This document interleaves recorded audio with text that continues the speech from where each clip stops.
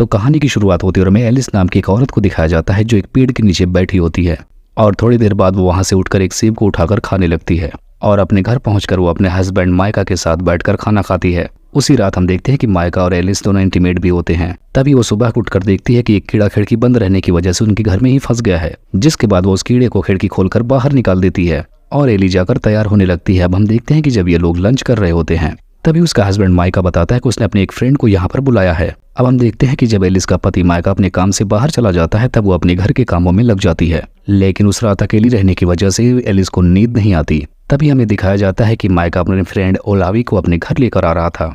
तभी एलिस उन्हें घर के अंदर से ही बाहर देख लेती है, जिसके बाद वो खुद बाहर निकल के जाके उन दोनों से मिलती है। यहाँ पर हम जान पाते हैं कि ओलाविस एलिस को पहले से जानता था और यहाँ पर वो एलिस से कहता है कि मैं तुम्हारे पेरेंट्स को भी जानता हूँ। अब उसके मुंह से ऐसा सुनने के बाद एलिस फौरन अंदर जाती है, लेकिन यहाँ पर वो थोड़ा अनकंफर्टेबल हो जाती है। अब ये लोग साथ में बैठकर खाना खा रहे थे तभी माइका ओलावी से उसकी पर्सनल लाइफ के बारे में पूछने लगता है, जिस पर वो कोई जवाब नहीं देता। अब इसके बाद रात हो जाती है और सारे लोग सो जाते हैं और सुबह होने के बाद ये सारे लोग स्विमिंग करने के लिए कहीं जाने लगते हैं और यहाँ पहुँचने के बाद ये लोग ओलावी के पिछले अफेयर के बारे में बात करने लगते हैं कि कैसे उसने एक मैरिड कपल की जिंदगी बर्बाद कर दी थी। माइका भी अपनी मैरिड लाइफ का एक्सपीरियंस ओलावी के साथ शेयर करता है। अब घर आने के बाद ये लोग तेज साउंड बजाकर खूब सारा डांस करते हैं। अब अगली सुबह उठने के बाद हम देखते हैं कि एलिस स्विमिंग करने के लिए चली जाती है, क्योंकि वो ओलावी के उसके घर में रहने की वजह से परेशान रहती थी और उसके जिद करने के बाद उसका हस्बैंड बोलता है कि मेरा दोस्त ओलावी जल्द ही यहाँ से चला जाएगा। अब हम देखते हैं कि जब एक दिन एलिस अपने कपड़े सुखाने के लिए बाहर डाल रही थी, उसी वक्त ओलावी उसे अपनी हवस भरी नजरों से देख रहा होता है, जिसके बाद वो डिनर बनाने के लिए चली जाती है। अब अगली सुबह हम देखते हैं कि ओलावी और एलिस दोनों एक दूसरे के साथ वॉकिंग पर जाते हैं और लौटते वक्त उन्हें माइका मिल जाता है, जो कि अपने काम से वापस घर आ रहा था। अब हम देखते हैं कि अगली रात को ओलावी सबके लिए खाना बनाता है और उसके खाने में नमक भी तेज हो जाता है, जिसकी बात से माइका उसे चिढ़ाने लगता है। अब इसी रात में हम देखते हैं कि एलिस और माइका दोनों अपने बेडरूम में जाकर इंटीमेट होते हैं। वहीं हम ओलावी को भी देखते हैं जो दरवाजे के बाहर बैठकर चाय पी रहा था और एलिस की चीख ही सुन रहा था। अब अगले दिन एलिस फिर से स्विमिंग करने के लिए जाती है। लौटते वक्त वो ओलावी को देखती है जो अपनी किताब में कुछ लिख रहा था।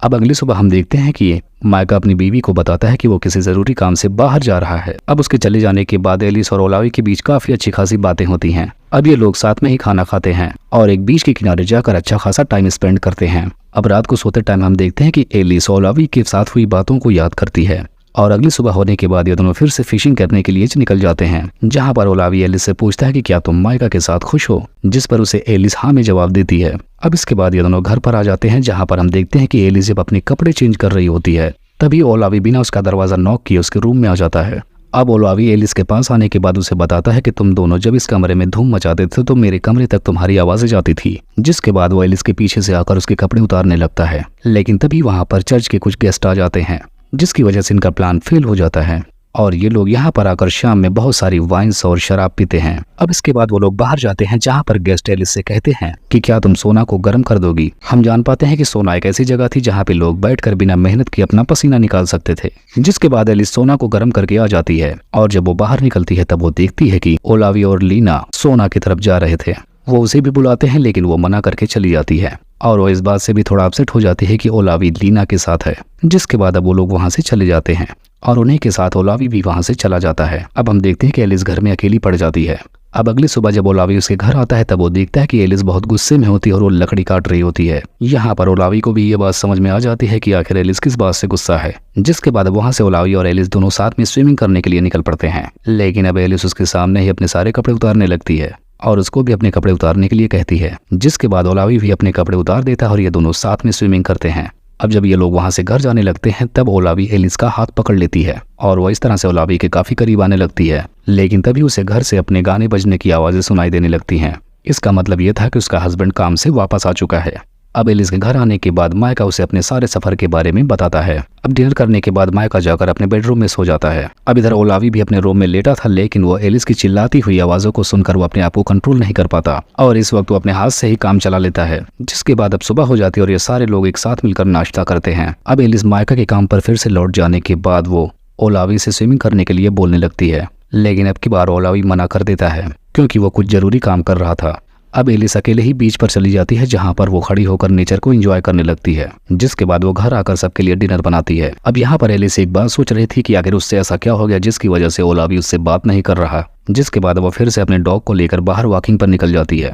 तभी बीच रास्ते में उसे ओलावी मिल जाता है, जो कि उससे बिल्कुल भी बात नहीं कर रहा था और उसके साथ वो ऐसी एक्टिंग कर रहा था जैसे कि वो दोनों पहले कभी मिले ही ना हो।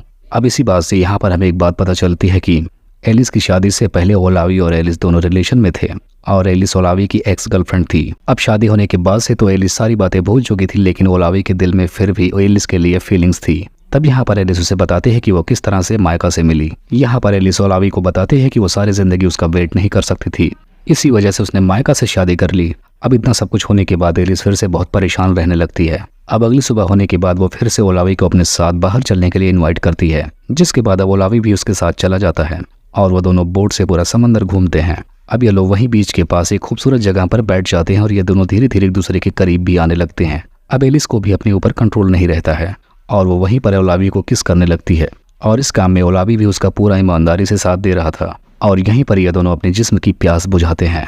अब इसके बाद जब ये दोनों वापस घर जाते हैं तो वहाँ पर मायका पहले से इनका इंतजार कर रहा था। अब एलिस अपने कमरे में जाकर रोने लगती है क्योंकि एलिस को लग रहा था कि उसने जो कुछ किया है वो सब कुछ बहुत गलत है। जिसके बाद थोड़ी देर बाद संभालने के बाद खुद को वो बाहर आती है और बाहर बैठकर सारे लोग खाना खाते हैं। जिसके बाद अब मायका घर में जाने के बाद वो एलिस के साथ इंटीमेट होने की कोशिश करने लगता है, लेकिन एलिस उसके ऊपर चिल्लाने लगती है और वहां से चली जाती है और फिर से वो बीच के किनारे आकर बैठ जाती है। अब काफी रात होने के बाद वो वहां से लौट आती है, जिसके बाद वो मायका से माफी मांगती है, लेकिन मायका से माफी मांगने के बाद वो ओलावी के रूम में चली जाती है और वो दोनों उसके होते हुए भी वहीं पर इंटीमेट होते हैं। अब मायका नीचे बैठा ये सब कुछ सुन रहा था। अब जब वो ओलावी के रूम की तरफ जाता है तो वो अपनी बीवी और ओलावी को नंगा पाता है, लेकिन इस वक्त वो कुछ भी नहीं कहता। जिसके बाद एलिस अब जब उठकर मायका के पास आती है तब वो उससे माफी मांगती है, लेकिन अब मायका एक बात अच्छे से जान चुका था कि उसकी वाइफ बहुत ही बड़ी कमीनी है। जिसके बाद वो गुस्से में जाकर बाहर एक पेड़ को ही काटने लगता है। तभी उसके पास ओलिविया आता है और उसे माफी मांगता है और वो कहता है कि मैं यहाँ से अब जा रहा हूँ।